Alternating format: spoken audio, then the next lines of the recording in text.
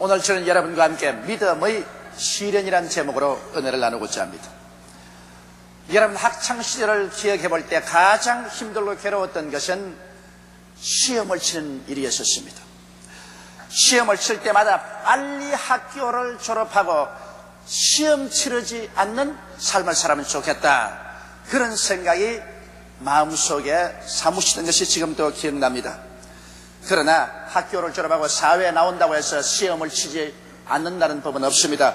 우리의 매일매일의 생활은 우리의 능력을 테스트 당하는 격렬한 생존 경쟁터전에서 능력이 있는 자가 잘 살고 능력이 없는 자가 고난을 당하는 이러한 끝없는 시험의 처소에서 우리는 살고 있는 것입니다. 그런데 우리 예수님을 믿고 하나님을 의지한 이후에는 이제 이런 시험이 없이 살 수 있다고 생각하면 어리석은 일인 것입니다. 우리는 끊임없이 우리 믿음의 시련이라는 시험을 치게 되는 것입니다.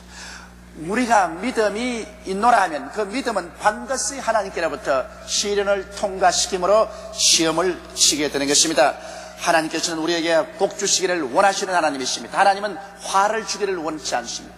우리에게 은혜와 복을 주시기를 원하시는 것입니다. 그러나 그 복은 반드시 믿음을 통해서 하나님은 주십니다. 믿음이 없이는 기쁘시게 못하느니 하나님께 나아가는 자는 제가 반드시 살아계신 저를 간절히 찾는 자에게 복 주시는 이심을 믿어야 할지라고 말한 것입니다. 그런데 믿음이라는 것은 시련을 당해서 그 시험에 합격하지 않고는 진짜인지 가짜인지 증명할 도리가 없는 것입니다. 하나님께 인정받는 믿음을 얻기 위해서는 우리 믿음은 반드시 불같은 시련을 통해야 그것이 진실한 믿음인 것으로 증명될 수 있는 것입니다. 그러면 여기에 대해서 오늘 우리 한번 알아보십시다. 첫째로 믿음이란 도대체 무엇일까요? 성경 히브리서 11장에는 믿음은 바라는 것들의 실상이요 보지 못하는 것들의 증거라고 말하고 있는 것입니다. 그런데 이 믿음은 바라는 것들의 실상이라고 말했는데 이 실상이란 헬라어는 후포스타시스라고 되어 있는 것입니다. 이 후포스타시스라는 것은 두 단어로 매료되는데 하나는 후포고 다른 하나는 히스템입니다. 실상이란 말은 바로 이 두 단어가 이루어지는데 후포란 말은 밑이란 말이고 히스템이란 말은 받침이라는 말인 것입니다. 쉽게 말하면 받침대라는 것입니다. 믿음은 바라는 것을 얹혀놓는 받침대다. 여러분 우리가 여러 가지 받침대를 만듭니다. 꽃을 화분을 얹어놓기 위해서 받침대를 만들기도 하는 것입니다. 뭐 또 물건을 얹어놓기 위해서 받침대를 만들고 그 위에 물건을 얹어놓기도 하는 것입니다. 연약한 받침대를 만들어서 무거운 물건을 얹어놓으면 받침대가 흔들흔들하다가 부러져 버리고 마는 것입니다. 그러면 위에 얹어놓은 것까지 다 박살이 나는 것입니다. 그러므로 받침대 위에 물건을 얹어놓기 전에 반드시 튼튼한 받침대인지 아닌지를 시험을 해봐야 되는 것입니다. 그 받침대를 흔들어 보기도 하고 눌러보기도 하고 받침대의 그 힘이 있는지 없는지를 알아보고 난 다음에 거기에 해당하는 무거운 짐을 얹어놓게 되는 것입니다. 믿음은 바라는 것들의 받침대라고 말하는 것입니다. 우리가 바라는 것을 얹어놓는 받침대가 바로 믿음인데 하나님께서 우리에게 응답을 하기 전에 받침대가 되는 우리 믿음을 반드시 흔들어보고 눌러보고 시험을 해보는 것은 당연한 일인 것입니다. 그렇게 해보지 않는다면 하나님은 무책임한 하나님이 되시고 마는 것입니다. 진짜로 이 사람에게 이만한 은혜를 주어도 감당할 수 있을까? 이만한 복을 주어도 감당할 수 있을까? 그것을 알아보시기 위해서 하나님은 우리 믿음을 흔들어 보시고 눌러 보시고 그리고 시험을 통해 보시고 이 받침대가 틀림없다고 생각이 되면 그 다음에야 비로소 그 믿음에 하나님은 응답을 해주시는 것입니다. 그러기 위해서는 믿음은 반드시 시련의 길을 통해야 되는 것입니다. 또한 믿음에는 보지 못하는 것들의 증거라고 했으니 여러분 증거에는 거짓 증거도 있고 참된 증거도 있는 것입니다. 그러므로 이것이 진짜 믿음이냐 가짜 믿음이냐를 알기 위해서는 그 증거를 반드시 시험을 해봐야 되는 것입니다. 믿음은 바라는 것들의 실상이요 보지 못한 것의 증거라 하시니 여러분 요새 가짜 증거가 굉장히 많습니다. 그 가짜 증거를 믿고 일을 했다가는 큰일 납니다. 그러므로 믿음도 가짜 증거가 될 수 있는 것입니다. 그러므로 가짜인지 진짜인지를 알아보기 위해서는 반드시 시험을 쳐봐야 되는 것입니다. 시험을 쳐보면 그 속에 있는 것이 드러나는 것입니다.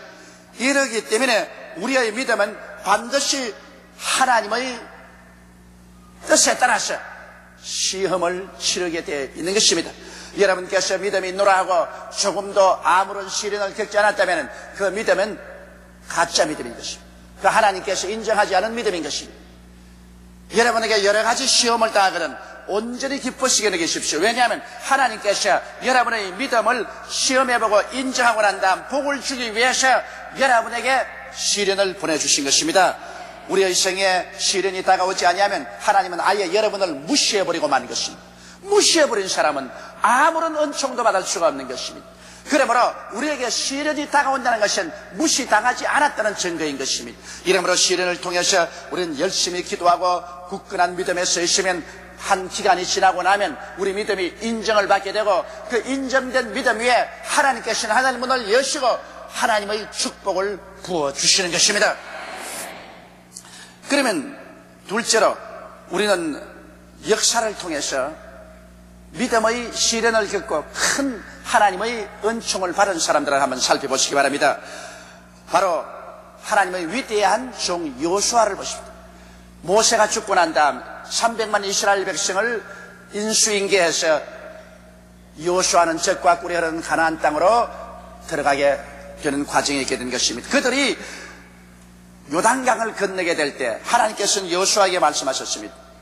먼저 제사장들이 법궤를 걸머쥐고 백성들은 뒤에 따르면서 요단강으로 걸러 들어가면 요단강이 갈라질 것이라고 말하셨습니다.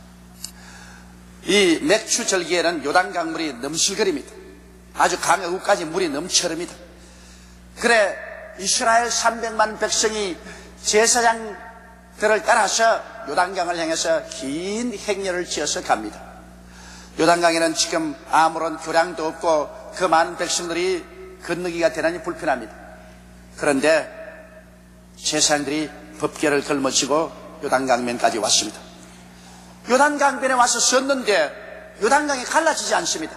분명히 여호수아가 말하기를 너희가 법궤를 걸머쥐고 요단강에 가면 요단강이 갈라질 것이라고 했는데 하나님이 약속을 반드시 받았는데 제사장들이 법궤를 걸머쥐고 강변에 와서 머뭇거리는데도 요단강이 갈라지지 않습니다. 그래서 그들이 여호수아를 쳐다보고 어떻게 할까요? 그런 물음을 합니다. 여호수아는 그냥 걸어 들어가라. 아, 물이 넘실거리는데 법궤를 걸머쥐고 들어가다가 빠져 죽으면 어떻게 합니까? 그런데도 걸어 들어가라 합니다. 그래서 그들은 법궤를 걸머쥐고 요단강에 들어가서 물이 신발에 잠겼습니다. 그래도 물은 요단강 안 갈라져요. 이것 봐라. 요단강이 갈라진다고 그랬는데 이미 물이 신발에 닿았는데도 안 갈라진다. 울상을 하고서 여호수아를 쳐다봅니다. 여호수아는 계속 걸어 들어가라. 이젠 신발이 완전히 물에 잠겼습니다. 그래도 요단강은 여전히 흐르고 갈라지지 않습니다. 자, 이거 어떻게 할 것이냐? 하나님은 갈라진다고 그랬는데 실제는 지금 신발이 물에 다 잠겼는데도 안 갈라집니다. 그런데 여호수아는 또 걸어 들어가라 그럽니다. 이 제사장들은 법궤를 걸머쥐고 자, 여호수아를 순종할 것이냐 순종하지 말아야 될 것이냐 굉장한 기로에 처했습니다. 그러다가 그들은 각오를 내렸습니다. 에라 물에 빠져 죽더라도 순종을 하고 빠져 죽자. 그러고 난 다음에 걸어 들어가서 물이 발목까지 차이자 순식간에 요단강 물은 갈라지기 시작하는 것입니다. 요단강 물이 그냥 곁에 가는데 갈라지지 않았었습니다. 갈라진다는 분명한 약속을 받았음에도 불구하고 물이 발목에 차일 때까지 믿음의 실천하는 것을 보고 그들이 흔들리지 않은 믿음으로 말씀 위에 서 있는 것을 보고 그 믿음이 확실하다는 증거가 이루어지자 하나님은 기적을 행하신 것입니다. 성경에도 행함이 없는 믿음은 죽은 믿음이라고 하는 것입니다. 반드시 믿었으면 그 믿음대로 행해야 되고 행할 때 하나님은 그 행위를 시험해 보시는 것입니다. 그러고 난 다음 그들이 여리고가에 왔었을 때 하나님께서 말씀하셨습니다. 여리고가에 와서 여리고성을 애워싸고 7일간 돌면은 여리고성이 무너질 것이라 했습니다. 이것도 굉장한 시련입니다. 그들이 와서 첫째 날을 여리고성을 돌았습니다. 그리고 진에 돌아왔습니다. 여리고 성벽 위에는 여리고의 군사들과 경찰들이 잔뜩 일전을 하려고 준비하고 있는데 가만 보니 아주 옷도 너저리하게 입은 이스라엘 사람들이 무장도 허술하게 하고 와서는 여리고성을 한 바퀴 돌고 난 다음에는 진으로 돌아가서 하루 종일 쉽니다. 이튿날 와서 여리고성을 돌고 3일째 돕니다. 그러나 여리고성은 그만 하지 않습니다. 아무런 무너질 징조가 없습니다. 나흘, 닷새, 엿새 그들의 정신적으로 굉장한 시련이 다가온 것입니다. 우리가 말을 하기는 쉽지만은 여리고성이 무너질 만한 것 같으면 벌써 엿새쯤 돌아섰으면 적어도 성에 금이라도 가고 뭐 흔들흔들 하든지 갈라질 기미가 보여야 될 것인데 조금도 보이지 않습니다. 이러므로 말미암아 그들의 마음속에 틀림없이 폭풍우가 불어오는 것입니다. 진짜로 여리고성이 무너질 것이냐 안 무너질 것이냐 헛된 수고를 하는 것이 아닌가. 제7일째는 벌써 아침부터 시작해서 한 바퀴, 두 바퀴, 세 바퀴, 네 바퀴, 다섯 바퀴, 여섯 바퀴를 돕니다. 그래도 아무런 증거도 없습니다. 세상에 눈에는 아무 증거도 안 보이고 귀에는 아무 소리 안 들리고 손 잡히는 건 없습니다. 이렇게 해서 헛수고하는 것이 아니냐. 7바퀴째 돌아섰습니다. 아무 증거도 없습니다. 그럴 때 여호수아가 백성이 말하기를 하나님이 이미 응답해 주었으니 이 성은 무너지거나 다름이 없다 외쳐라. 하나님께 부르시어 외쳐라. 백성들이 일시에 외치자 성은 위에서부터 아래로 무너져 내려 앉은 것입니다. 여기에도 보십시오. 하나님께서 여리고성을 그냥 무너지게 하시면 좋을 것인데 무엇 때문에 엿새 또한 돌고 이랬지는 7바퀴를 돌게 하는 것입니까? 이것은 과연 너희가 내 말을 믿느냐 믿지 않느냐 시험을 해보는 것입니다. 진짜로 믿으면 그 엿새 동안 인내하고 돌고 이랬지는 7바퀴 돌 것이요 진실로 하나님의 말씀을 믿지 아니하면 그들은 중도에서 그만두고 말 것입니다. 끝까지 믿느냐 그렇지 않느냐를 하나님께서 시험해 보시고 난 다음 시험에 합격하자 하나님은 위대한 능력을 베풀어 주신 것입니다. 하나님은 오직 우리의 믿음을 통해서 하나님의 능력을 나타내시되 우리 믿음은 반드시 하나님께서 시험을 치시는 것입니다. 셋째로 우리는 성벽 위에 있던 기생 라합의 집에서 한번 보십시다. 기생 라합은 진실로 상천하제의 하나님을 믿는 사람이었어요. 여리고에 학자들도 많고 돈 많은 사람들도 많고 능력 있는 사람도 많았지만은 하나님을 믿는 사람은 이 비천한 기생이었습니다. 여호수아가 정탐꾼을 보냈을 때 정탐꾼이 바로 기생 라합의 집에 왔습니다. 하나님의 성령께서 정탐꾼을 인도해서 허다한 사람 내버려 놓고 기생 라합의 집에 왔습니다. 이 기생은 자기 몸을 팔고 웃음을 팔고 사는 사람이었지만 그러나 그 마음속에 신앙이 있었습니다. 하나님은 마음속에 믿음이 있으면 기생이라도 정결하게 만들어서 사용하시는 것입니다. 바로 예수 그리스도의 혈통에 바로 기생 라합이 들어와 있습니다. 훗날의 기생 라합은 이스라엘 백성하고 결혼해서 결국에는 다윗의 조상이 되고 그리스도의 혈통에 들어오게 된 것입니다. 오늘날 여러분 하나님께서는 이 세상의 죄인이 얼마나 큰 죄인이냐 적은 죄인이냐를 분별하지 않습니다. 그 사람 속에 믿음이 있느냐 없느냐를 주님께서 보시는 것입니다. 믿음만 있으면 어떤 죄인이라도 하나님께서는 말씀과 성령으로 거룩하게 만들어 놓을 수가 있는 것입니다. 그래서 성령께서 기생 라합의 집으로 이 정탐꾼을 인도했고 기생 라합은 이 정탐꾼을 무사히 집으로 돌려보냈습니다. 그럴 때 정탐꾼하고 약속을 했습니다. 이스라엘이 들어와서 여리고를 무너뜨릴 때 기생 라합과 그 가족이 그 집안에 들어있어 밖에 나가지 않은 이상은 하나님께서 그들을 지켜줄 것을 보증해 주었습니다. 그리고 그 담벼락에는 빨간 실을 내려놓으라 했습니다. 이것은 바로 예수 그리스도의 십자가 보혈을 말하는 것입니다. 온 천지가 변화되고 하나님이 세계를 심판할 때도 예수 그리스도의 핏줄을 잡고 있으면 그와 그 집이 구원을 얻으려는 것입니다. 주 예수를 믿어라 너와 내 집이 구원을 얻으려는 것은 기생 라합의 집에서 하나님이 잘 상징적으로 보여주신 것입니다. 그래서 기생 라합은 자기의 집이 성벽 위에 있었기 때문에 그 창문가로 빨간 실을 내려놓았습니다. 그러고는 온 가족들을 다 불러 모았습니다.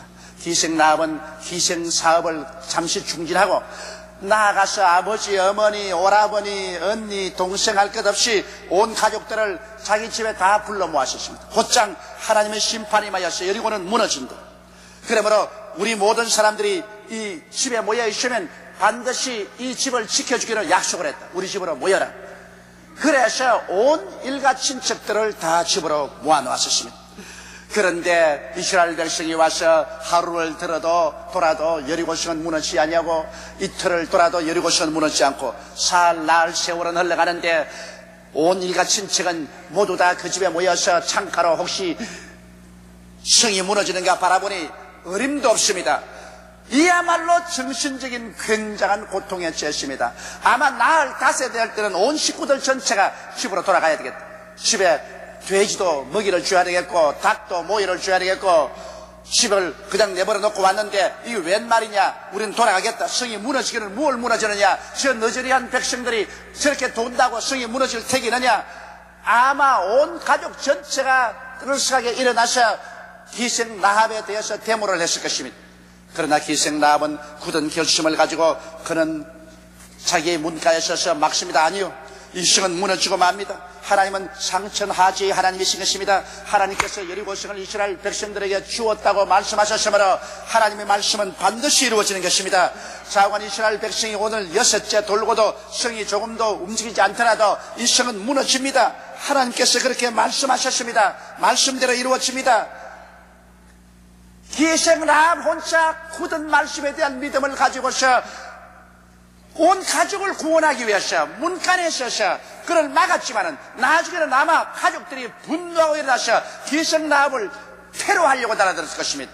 기생 라합은 말했을 것입니다. 죽이고 싶으면 죽이십시오. 나를 짓밟고 날 죽은 시체를 밟고야 우리 집을 나갈 수 있지. 못 나갑니다. 이 집에 일단 들어온 이상은 못 나갑니다. 왜냐? 이 집에 들어있어야 구원을 받기 때문인 것입니다. 나는 기생 라합을 볼 때 깊은 감동을 느낍니다. 기생 라합 한 사람으로 말미암아 온 가족이 다 구원을 받았었습니다. 여러분, 기생도 자기의 가족들을 생각하고 성이 무너지기 전에 온 가족을 구원하려고 전력을 기울였는데 하물며 인간 세상 성이 지금 무너질 처지에 놓이는 것입니다. 이 세상과 이 세상에 있는 것들은 다 불타고 말 것입니다. 하늘이 큰 소리로 떠나가고 땅이 열렬한 불에 녹아질 것입니다. 그러나 오직 믿는 자만이 의의 그 안은 새하늘과 새 땅에 들어가게 되는 것입니다. 그렇기 때문에 오늘 우리들에게 하나님께서는 전도하라고 말씀하는 것입니다. 여러분의 가족은 어디에 있습니까? 기생 라합은 그래도 비록 몸을 팔고 웃음을 파는 여자라도 자기의 가족들을 사랑해서 그 위기 때 자기 집으로 불러 모아오는 애정과 그 끈질긴 힘을 가지고 있었습니다. 여러분, 지금 이제 세상이 멸망할 때가 눈앞에 다가왔는데 이제 예수 그리스도의 강림하심이 곧 우리 지척에 다가왔는데 여러분의 부모들은 어디에 있습니까? 여러분들의 형제들은 어디에 있습니까? 여러분의 자녀들은 어디에 있습니까? 여러분의 이웃들은 어디에 있습니까? 그들은 지금 여러분 신앙의 집에 들어와 있습니까? 그렇지 않으면 여러분은 방관하고 내버려 놓았습니까? 그저 주님이 오신 날이 가까웠다 하지만은 그것 다 옛날부터 하는 말이다. 그리고 여러분께서 무관심하고 있겠습니까? 주께서 도적같이 올 것이라는 말씀을 여러분 기억하지 않습니까? 주께서 호령과 천사장의 고함과 하나님의 나팔로 신이 하늘로 쫓아 순식간에 강림하는 것입니다. 주 안에서 잠자는 자는 먼저 일어나고 살아남은 우리들이 다 변화되어 공중으로 올라갈 것입니다. 그날은 순식간에 다가옵니다. 지금은 평안하다 할지라도 멸망은 순식간에 옵니다. 여리고성의 사람들은 편안하다. 이스라엘 백성들이 아무리 주위를 돌아다녀도 우리의 군비는 강하고 우리 군대는 강하다. 절대로 이 성은 무너지지 않는다. 벌써 6째 돌아도 진동 하나 오지 않았고 성에 금 하나 가지 않았다. 우리는 까딱없다. 편안하다. 그렇게 생각을 했었습니다. 기생 라합의 집에는 가족들도 그렇게 생각하고 이제는 집으로 돌아가겠다고 아우성을 쳤습니다. 그러나 기생 라합은 결심하고 가족들을 보호했습니다. 절대로 못 나간다. 이 성은 반드시 무너진다. 하나님의 약속하신 말씀은 1.1핵도 변하지 않고 반드시 이루어진다. 눈에는 아무 증거 안 보이고 귀에는 아무 소리 안 들리고 손은 잡히는 것 없어도 말씀은 이루어진다. 말씀에 선다. 기생 라합의 믿음에 감탄하지 아니할 수가 없습니다. 신분이 기생이지만은 그러나 말씀에 대한 믿음은 이 세상 그 누구도 견줄 수 없을 만한 믿음을 가지고 있었습니다.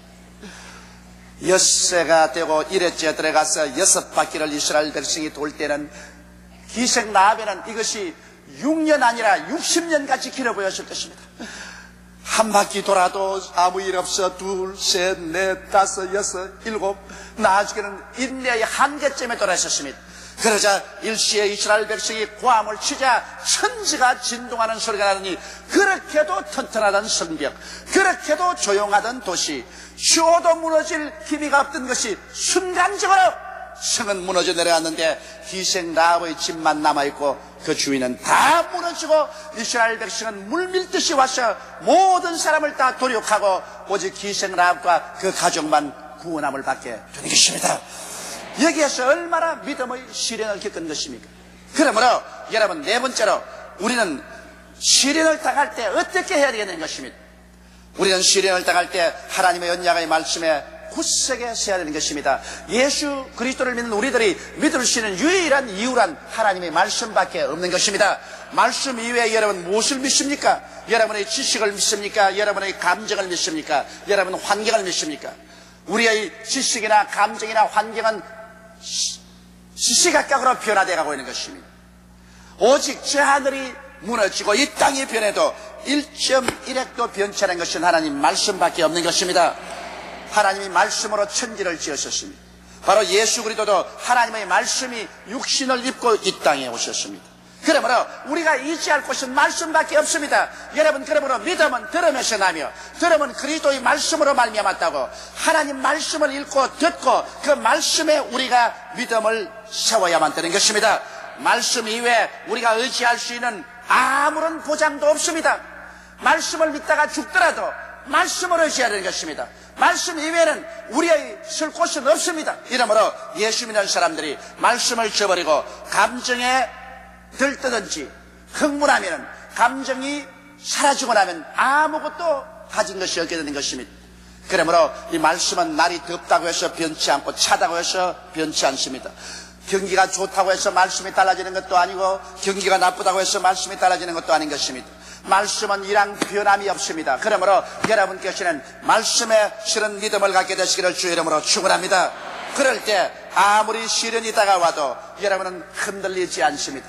말씀은 변하지 않기 때문인 것입니다.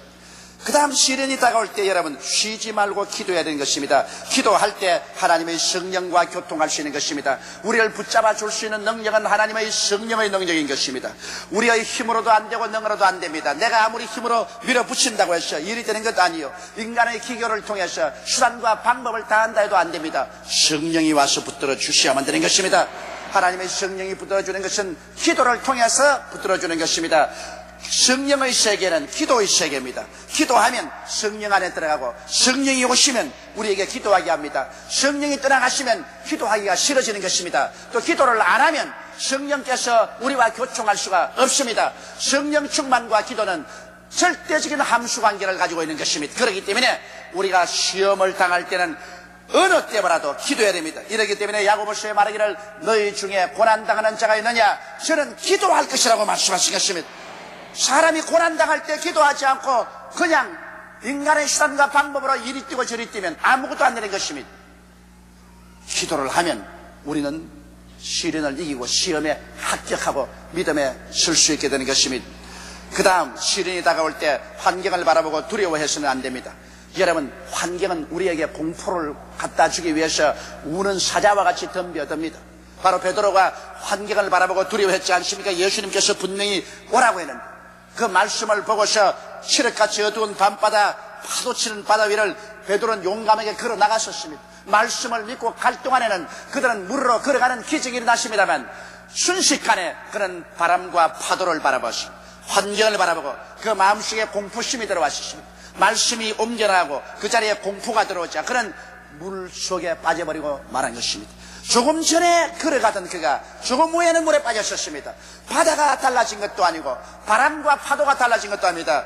베드로의 마음속에 믿음이 달라진 것입니다. 오늘날 여러분은 마음속에 믿음이 여러분의 운명을 변천시킬 수가 있는 것입니다. 이러므로 환경을 바라보지 말고 여러분은 말씀을 굳세게 바라봐야 되는 것입니다.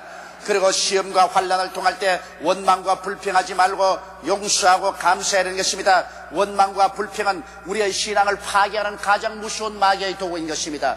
얼마 원망하지 않냐고 얼마 불평하지 않아서 우리 마음속에 남아있는 신앙은 전부 다 다이나마이트로 폭파되어버리고 마는 것입니다. 그렇기 때문에 시련을 당할 때일수록 하나님께 감사하고 찬송해야 되는 것입니다. 왜냐하면 하나님은 우리에게 오셔서 좋지 않은 것조차 좋게 만들어 주시기 때문인 것입니다. 하나님을 사랑하는 자, 곧 그 뜻대로 부르심을 입은 자들에게는 모든 것이 합력하여 선을 이룬다고 말씀하고 있는 것입니다. 그러므로 시험을 당할 때 원망 불평하지 말고 감사하고 용서하고 사랑하고 찬양하고 하면 여러분은 시련을 능히 이길 수가 있는 것입니다. 그리고 그 무엇보다도 끝까지 참는 것입니다. 아이의 시련을 당하면 여러분께서 마지막 밧줄에 손을 휘휘 감고 눈 감고 메어 달리는 것입니다. 끝까지 메어 달리는 것입니다. 죽으면 죽으리이다 하는 에스더의 기도처럼 믿음으로 메어 달리면 승리는 우리 것이 되고 마는 것입니다. 인내를 온전히 이루면 하나님께서 그를 통하여 이루 말로 다 할 수 없는 생명의 은총을 부어주시게 되는 것입니다. 작은 믿음에는 작은 시련, 큰 믿음에는 큰 시련이 다가옵니다. 그러나 그 시련은 종국에 가서 위대한 승리를 가져오게 되는 것입니다. 이러므로 여러 가지 시험을 만나거든 온전히 기쁘게 여기십시오. 하나님께서는 이 시련을 통하여 여러분의 믿음을 인정하시고 그 믿음 위에 하늘나라의 보화를 얹어놓기를 원하시고 계신 것입니다. 다 같이 고개시켜 기도드리겠습니다.